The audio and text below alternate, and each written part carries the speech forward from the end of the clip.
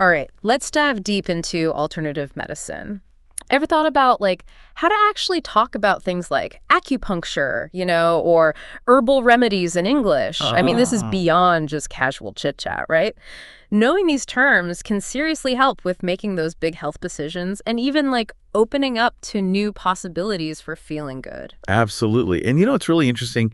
English often acts as like a bridge between different cultures when it comes to healing traditions. Yeah. Imagine traveling, right, and wanting to try out a local remedy, Oh, yeah. or even discussing different treatment options with, say, a healthcare provider.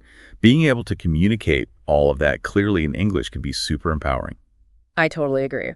Okay, so we've got a ton of fascinating vocabulary and phrases to uncover from our sources. But for you, what's the most compelling reason to really dig into this topic? Hmm. For me, it's got to be the potential to really broaden how we understand health and healing. We often get so fixated on conventional medicine that we kind of forget about the centuries of wisdom in traditional practices. Plus, understanding these concepts can totally help us advocate for our own needs, especially when we're looking for more holistic or integrative approaches to healthcare. I love that. It's like discovering a whole new toolkit for well-being, right? So let's unlock some of the language here. I've always been kind of fascinated by homeopathy. It seems almost counterintuitive in a way. Can you break that down for us? Yeah, it is a bit mind-bending. Imagine diluting a single drop of medicine in an entire Olympic-sized swimming pool. Wow. That's the level of dilution we're talking about in homeopathy. The idea is that these super, super tiny doses of substances that would normally cause symptoms, they can actually kind of stimulate the body's own self-healing mechanisms. Wow, that's a powerful image. It really makes you think about all those subtle ways our bodies respond to, well, different stimuli. Speaking of stimulating the body, acupuncture is another practice that's really grabbed public attention. What's the thinking behind strategically placing those needles? So acupuncture is based on this concept of energy flow, or qi, moving through specific pathways in the body called meridians. Oh, right, meridians. Yeah, and these meridians are linked to, different organs and systems. By inserting needles into specific points along those meridians, acupuncturists try to restore balance and promote healing. And, some studies even suggest it could be effective for pain management, reducing nausea, even helping with certain types of infertility. It's amazing how these ancient practices are now being studied scientifically to understand, well, how they actually work. Now, herbal medicine feels a bit more familiar, right? I mean, who hasn't sipped on some chamomile tea to relax? Exactly. Herbal medicine taps into all those potent properties of plants for, therapeutic purposes. It's a huge and diverse field, ranging from those simple teas and tinctures to more complex formulations used in traditional medicine systems like Ayurveda and traditional Chinese medicine. Oh, yeah. And what about this word that keeps popping up in our sources, holistic? It seems to be a core principle in alternative medicine. Absolutely. Yeah. Holistic really emphasizes treating the whole person, mind, body, and spirit, instead of just focusing on isolated symptoms. It's about understanding how interconnected our physical, emotional, even spiritual well-being truly are. It's like zooming out to see the bigger picture, right? Instead of just treating, say, a headache, you're considering what might be causing it in the first place. Stress, diet, lifestyle, it's all connected. Exactly. And this holistic approach is actually gaining traction even within conventional medicine these days. We're seeing this rise in integrative medicine, which combines the best of both worlds. You've got those conventional treatments alongside complementary alternative therapies. This brings us to another fascinating concept that often sparks some debate, the placebo effect. It's almost like the mind has this power to influence the body's healing, right? Yeah, it really does. The placebo effect highlights how our beliefs and expectations can actually have a tangible impact on our health outcomes. It's amazing. Research suggests it's not just wishful thinking either. When we believe a treatment will work, our brains can release endorphins and other neurochemicals that actually have real physiological effects. It's a testament to that powerful connection between our minds and bodies. Right. It reminds us that healing isn't just about, pills and procedures, but also about our thoughts, beliefs, and that overall context in which we experience illness and wellness. I couldn't agree more. And that's what makes exploring alternative medicine so captivating. It challenges us to expand our definition of healing and to consider those many pathways to well-being. So it seems like there's just so much to learn from traditional wisdom and like modern research. But I'm also thinking about, how we actually talk about all this stuff with others, especially if they aren't really familiar with alternative Oh, medicine. yeah, for sure. Communication is like key, right? Yeah. Especially when we're dealing with a field that can be so nuanced and sometimes, well, controversial, like alternative medicine. Our sources actually highlight some really helpful phrases that we can totally use in everyday conversations. For example, if I wanted to tell someone about like my experience with chiropractic care, I could say something like, chiropractic adjustments have really helped with my lower back pain. That's a perfect example. It's clear, it's concise, and it definitely invites like further conversation. You could even add a little more detail. Like, I used to have chronic back pain, but since I started seeing a chiropractor, I've noticed a huge improvement in my posture and mobility. I like that. I like how you kind of wove in a personal anecdote there. It makes it so much more relatable. And what if I'm like curious about a specific practice, but I don't have any personal experience with it? How would I ask someone for like their advice? Hmm. You could try something like, have you ever tried acupuncture for, say, stress relief? I've heard it can be really effective, but I'd love to hear your thoughts. That's a really great way to start a conversation. It shows you're genuinely interested in their perspective. What if I wanted to like recommend a practice to someone, but I want to do it in a way that, respects their choices? You could phrase it as like a suggestion rather than a prescription. For instance, if you're looking for natural ways to, say, improve your sleep, you might want to explore aromatherapy. I've found lavender essential oil to be super helpful. Oh, I like that. Yeah, it opens up the possibility without like being too pushy. But even with all the right phrases, I imagine there are still some potential pitfalls to watch out for in these conversations, right? What are some common mistakes we should try to avoid?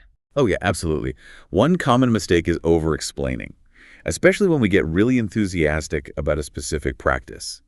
We can get so caught up in the details that we end up just confusing the other person. Yeah, I've definitely been on the receiving end of those long-winded explanations that leave you feeling more overwhelmed than informed. Exactly. It's so important to keep it simple, keep it relatable, right? Start with the basics, see how interested they are, and then, gradually add more details as needed. Right, right. It's like building a bridge of understanding rather than just overwhelming them with a flood of information. Hmm. What else should we be mindful of? Another pitfall is being too dogmatic or dismissive of other viewpoints. It's so important to remember that what works for one person may not work for another. And even if we have strong beliefs about a particular practice, it's crucial to respect those different perspectives and avoid coming across as a know-it-all. Right. It's about having a conversation, not a lecture. Right. And recognizing that there are many, many paths to well-being. Yeah, exactly. And this leads us to another really important consideration, the balance between personal experience and scientific evidence.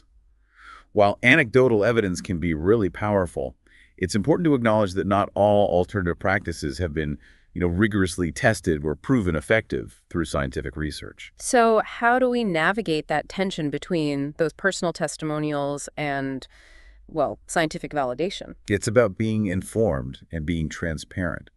If you're discussing a particular treatment, it's always helpful to mention whether there's any scientific research backing up its claims. And if not, you can still share your personal experience while acknowledging that, more research might be needed. It's about being honest and empowering people to make those informed choices for themselves. Yeah, exactly. And it's totally okay to say, I don't know, but I'm curious to learn more.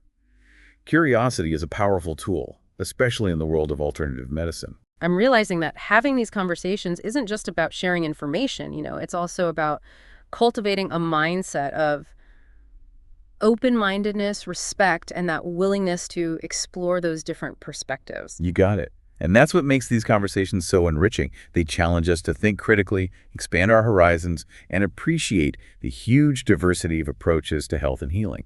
It feels like our sources have given us some really fantastic tools to have these conversations effectively. But I'm wondering about the bigger picture now. What are some of the key takeaways that we should keep in mind as we navigate this fascinating field? Well, one important takeaway is that alternative medicine is not a one-size-fits-all solution, right? Yeah. What works for one person might not work for another. And even within, say, a specific practice like acupuncture or herbal medicine, there are so many different approaches and schools of thought. So it's not just about finding the right treatment, but it's about finding what resonates with you personally, right? And aligns with your individual needs and beliefs. Exactly. And it's about being an active participant in your own healing journey. That means asking questions, doing your own research, and having those open and honest conversations with your healthcare providers. It's about taking ownership of our well-being and empowering ourselves to make those informed choices. Absolutely. And remember, it's a journey, not a destination. There's always more to learn and explore when it comes to alternative medicine. I'm feeling so inspired to continue this exploration. But before we wrap up, I'm curious to hear your thoughts on something that hasn't really been explicitly mentioned in our sources, the influence of culture on our perceptions of alternative medicine. That's a fascinating question. And it's definitely something we should be mindful of.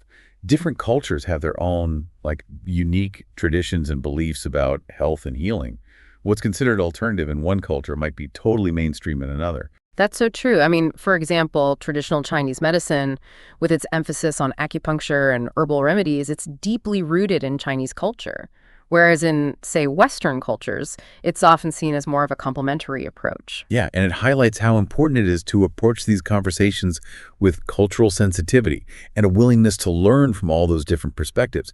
What might seem strange or unfamiliar to us could actually hold so much wisdom and healing potential. It's like a reminder that our understanding of health and well-being is always evolving, and that there's just so much we can learn from each other's traditions. I'm so grateful for this deep dive. It's really opened my eyes to a whole new world of possibilities. But as we kind of approach the end of our conversation here, is there one final takeaway you'd like to leave our listener with? Something to ponder as they continue their own exploration of alternative medicine. That's such a good point. Approaching all of this with curiosity and respect for those different traditions, it really feels like we've gone way beyond just vocabulary lists here. We've explored the reasons behind alternative medicine and how to actually discuss it in a thoughtful way. Yeah, it's been quite a journey.